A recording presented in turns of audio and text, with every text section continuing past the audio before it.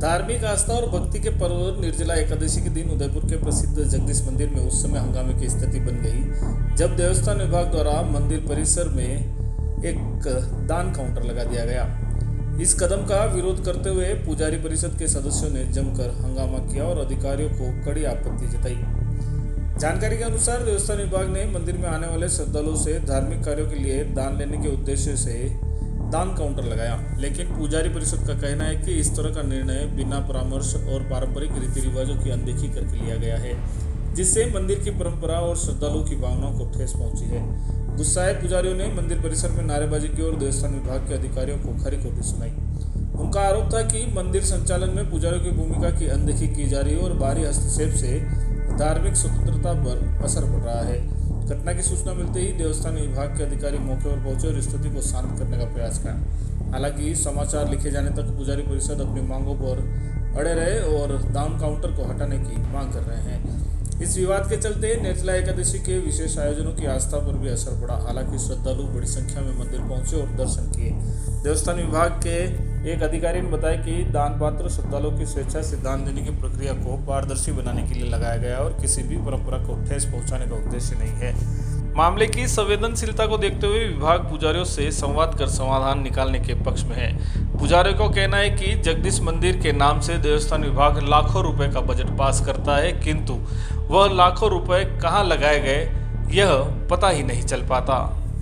कुछ ही समय पहले आपको भी देखा 80 लाख रुपए मंदिर के अंदर पास हुए थे।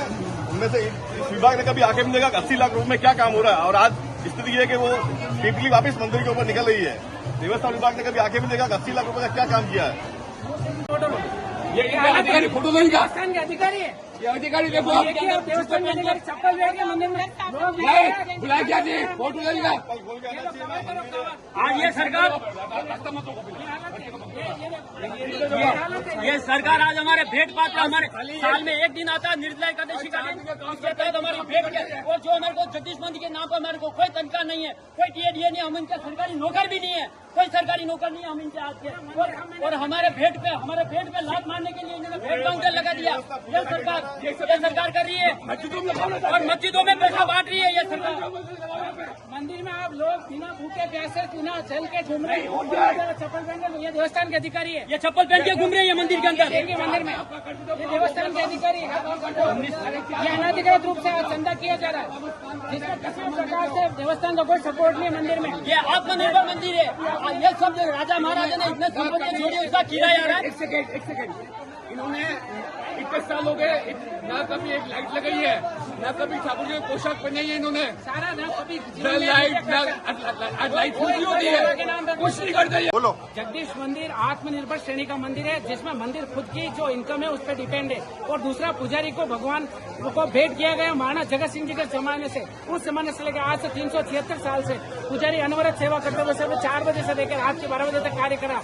ये इसी तरह से आज इन्होंने ये अनाधिकृत रूप से जो भेंट का यहाँ जो काउंटर लगाया है, ये पहली बार है और बिना किसी परमिशन, बिना किसी अधिकार के इन्होंने देवस्थान अपने पुजारियों के अधिकारों का हनन करने के लिए ये कार्य किया गया।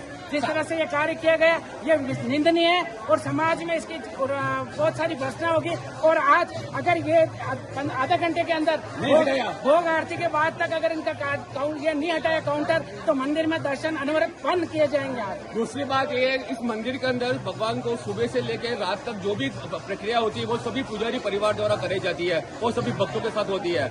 अब मैं इनसे ये पूछना चाहता हूँ, आज आप देख लीजिए मंदिर के अंदर लाइट है, पानी है, कुछ भी है। कितने वर्ष में बल्ब लगाया आप जगदीश मंदिर के अंदर, बताओ भाई साहब। आप बोलो, आप खर्चा कर रहे हो देवस्थान एक भी अगर इन्होंने हर जगह नियम के अंतर्गत बैठे हो आप भेंट लेने के लिए, पुजारी का भेंट मंदिर के लेने अंदर बल्ब का चले किया गए, गया। सिर्फ एक राजभोग के दे रहे हैं, वो भी दरबार की तरफ से मिलता है। इस तरह से भेंट लेना मस्जिदों में लगाओ, भेंट में करो, यहाँ पे करो। लगाओ ना, हर समय सरकार आपकी हिंदुओं के ऊपर प्रताड़ित करते हो हर समय, और जैन पे कुछ शर्म आती है, कुछ नहीं आती है। और आज इस तरह से ये काम कर रहे हैं ना, हर समय हिंदू समाज के ऊपर ही क्यों है और इनको अधिकार भी नहीं है। वेल आज हमने कुछ नई बसेस लॉन्च करी है। ये state of art one of its kind है, जो अपने बॉम्बे, दिल्ली, जयपुर, खाटू श्याम जी, कोटा इन रूट्स पर ये बसेस चलेगी। आइए मैं आपको ये बसेस के कुछ फीचर्स दिखाना चाहूंगा। इस बस के अंदर कुल 36 स्लीपर्स हैं, जो कि अपने आप में एक प्रॉपर ग्रुप को ले जाने में सक्षम है। जो भी मटेरियल इस बस में यूज किया टोटल फायर रेजिस्टेंट है। इस बस के अंदर आप देखें मोबाइल चार्जर्स हैं,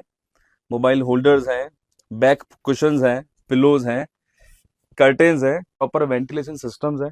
ये आप देख रहे हैं, कभी कुछ छोटी मोटी कुछ प्रॉब्लम हो जाए और वहां से एग्जिट डोर नहीं हो पाए तो यहाँ पे हमारे पास एक एग्जिट जो बना हुआ है, जो अगेन AIS 152 नॉर्म्स के अकॉर्डिंग है।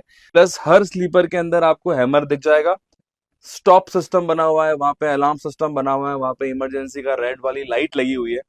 आप सभी से अनुरोध है कि आप सेफ बसेस में ट्रेवल करें, अच्छी कंपनियों के साथ ट्रेवल करें। धन्यवाद। सौरभ कोठारी, ऋषभ ट्रैवल।